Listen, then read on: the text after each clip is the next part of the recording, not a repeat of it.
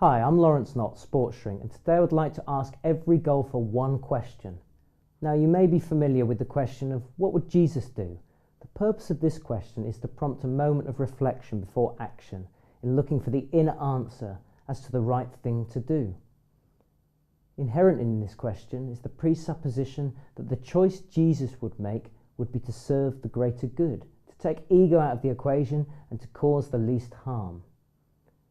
You don't have to be a Christian or even religious to take this question to heart. Try it today, just once, when faced with a decision or a choice. Now golfers, I have a new question for you to ask yourself every time when you're thinking about golf, every time you're preparing or playing golf, or even in a moment of reflection, looking back. Simply, the question is, what would Jack do? As in, what would Jack Nicklaus do? What would the greatest golfer of all time, and it would generally be agreed, an all-round good man, what would he do?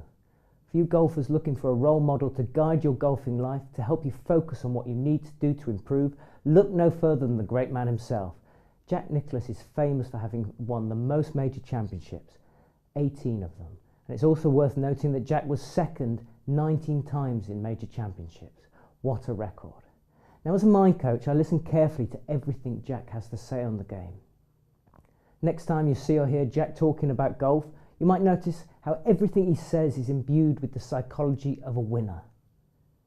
And so, I ask you again, as perhaps you might be thinking about golf as you watch this, what would Jack do? There are a number of key traits I would characterise as being at the heart of Jack's mindset and behaviours. And these brought him such success, but you can cultivate these and you can assume these any time you choose. So first, Jack was always prepared. Jack was famous for preparing for tournaments, in particular major championships. He would take time off to practice more, he would arrive early at the venue, he would plot his game plan shot by shot, hole by hole, taking into account variables like wind and pin positions, everything he was likely to encounter. He would practice the different shots that the course would require. He would then assess what score he thought would win the tournament and commit to achieving that scoring target. If 15 under would be required in his mind, he would set out to achieve that score.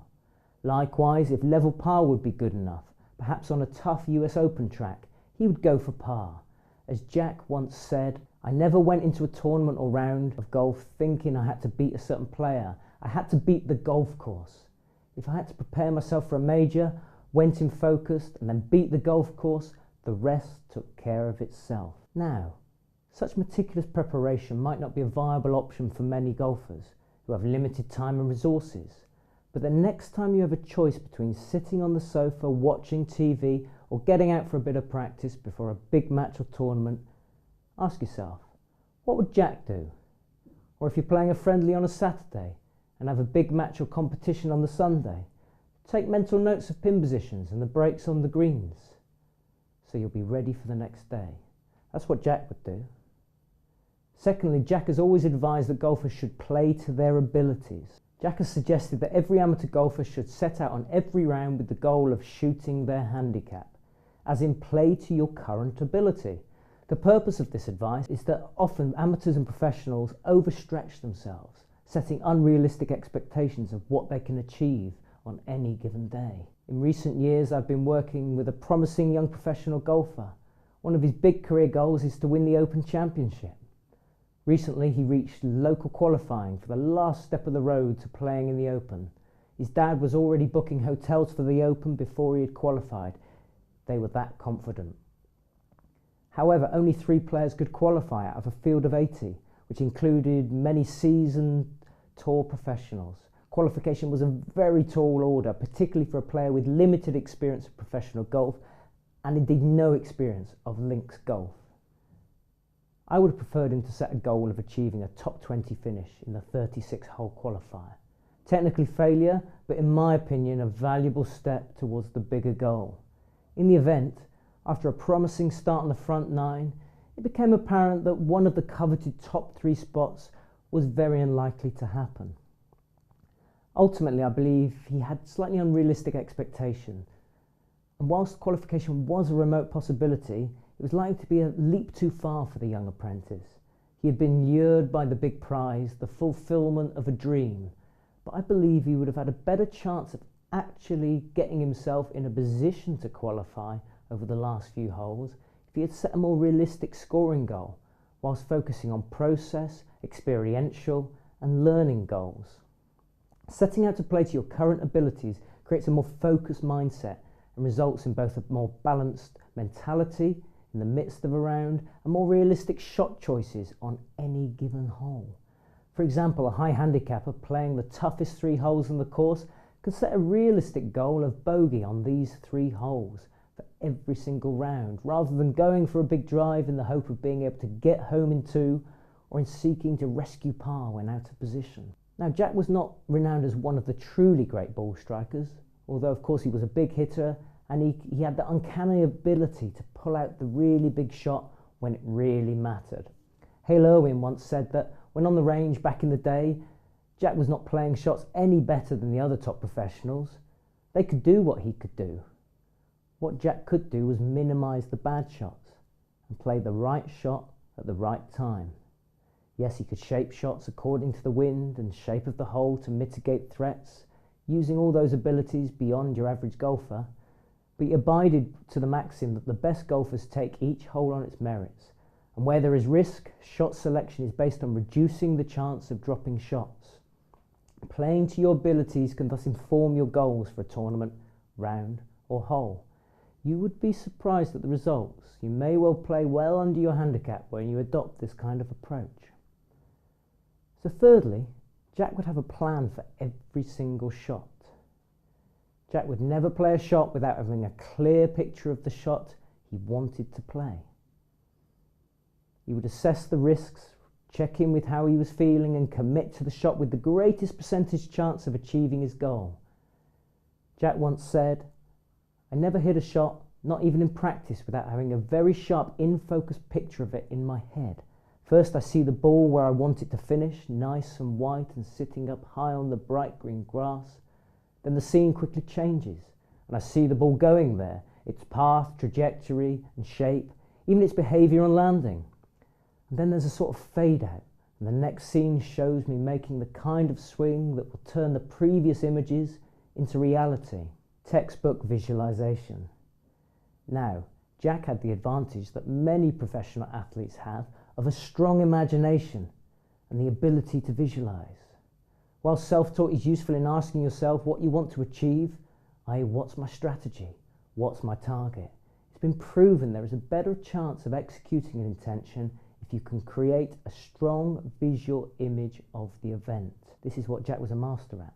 Many of my clients report that they struggle to paint pictures in their mind.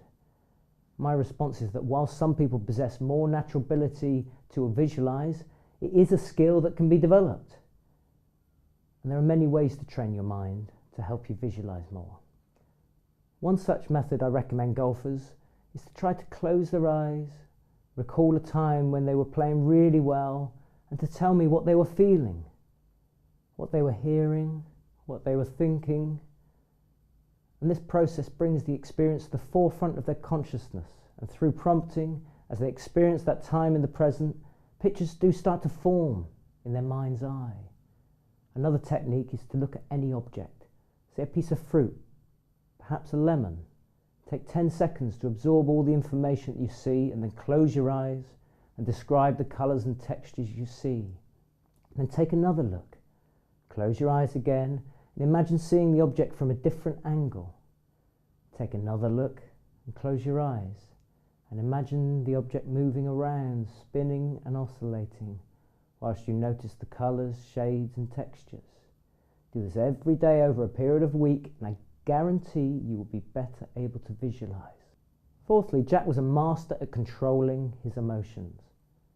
When Doug Sanders missed the short putt to win the Open at St Andrews, he said afterwards he was thinking about how he was going to celebrate whilst over the putt. He missed and then lost in a playoff to Jack. Would Jack have done this? Never. Jack has often said that he performed his best when he stayed within himself. What I believe he meant by this is that when he kept his focus purely on the act of playing one shot at a time, not thinking about the past or the future, he was giving himself the best chance of winning. Jack also achieved that nice balance of maintaining emotional equilibrium. He would never get too down on himself after a bad shot. He was already preparing for his next shot. And after another birdie, he would celebrate, not excessively, just enough to enjoy the moment, then in a flash be ready to move on. What Jack did was stay completely in the present. Jack also had a great trait that many winners have, the right kind of memory. Selective amnesia, if you like. If you asked Jack about a particular shot at his first major win at the US Open, he would probably take you right back to the shot. But Jack Nicklaus was an expert at selective amnesia. Bob Rotella, the world's most famous golf psychologist, tells the story when he was speaking at a fundraiser where Nicklaus was the main speaker. Dr. Bob said that one remark Jack made struck both him and the members of the audience. He was speaking about facing a crucial putt on the last hole of a tournament. Jack said, "I have never three-putted the last hole of a tournament or missed from inside 5 feet on the last hole of a tournament." And then he continued with his talk. Now this was more than one member of the audience, a man in his 60s, was able to bear. When question time came, he stood up. Mr. Nicklaus," he said, "I really enjoyed your talk, but the statement you made about never three-putting the last green of a tournament or never missing from inside 5 feet on the last hole of a tournament, well, I was watching TV the other day, you in the Seniors PGA, and I remember you missed a 3-footer on the last hole." "Sir, you're wrong," Jack said firmly. "I have never three-putted the last hole of a tournament or missed inside 5 feet on the last hole of a tournament." "But Mr. Nicklaus," the man objected, "I have it on tape. I could send it to you. Lee Trevino was in the broadcast booth, and he said you never used to miss short putts. But now you miss them to the right sometimes, and then you miss them by an entire cup." "There's no need to send me anything," Jack interrupted. "I was there. I have never three-putted on the last green of a tournament or missed inside from 5 feet on the last green of a tournament." But the questioning man lingered, and he approached Dr. Bob. "Dr. Rotella," he said, "what's wrong with Mr. Nicklaus? Why can't he just admit it?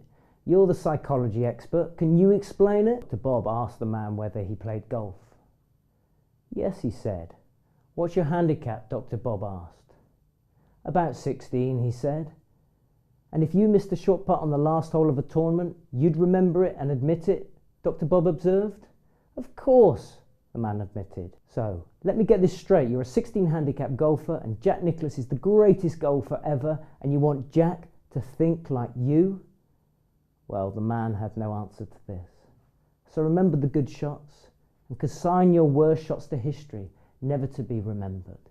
That's a valuable technique. Jack would also play hard but fair. You know, Jack had another great trait of great champions, that is the will to win. He truly believed that he could win every tournament he played in, every match he took part in. He wanted to beat everyone else. He wanted to be the best. And this did not happen by accident. Over the years, he cultivated that winning mentality. But he was fair with it. He had a lot of respect for the traditions of golf. If you like, he simply loved the game. That love of the game, I think, was at the heart of the very generous concession of a very missable putt to Tony Jacklin at the Ryder Cup. And that is now one of the most celebrated moments in the history of the game.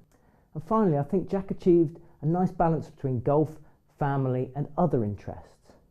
His college scholarship was for basketball, not golf. He's a very accomplished big sea fisherman, and he places huge value on his family. They were as much as anything one of his prime motivations in his career. And so, the next time you have a choice to make that involves golf, ask yourself, what would Jack do? And to end, here is a neat quote that captures Jack's ethos. Ask yourself how many shots you would have saved if you never lost your temper, never got down on yourself, always developed a strategy before you hit, and always played within your own capabilities. Thanks, Jack. Thanks for watching and good luck. And I ask you again, what would Jack do?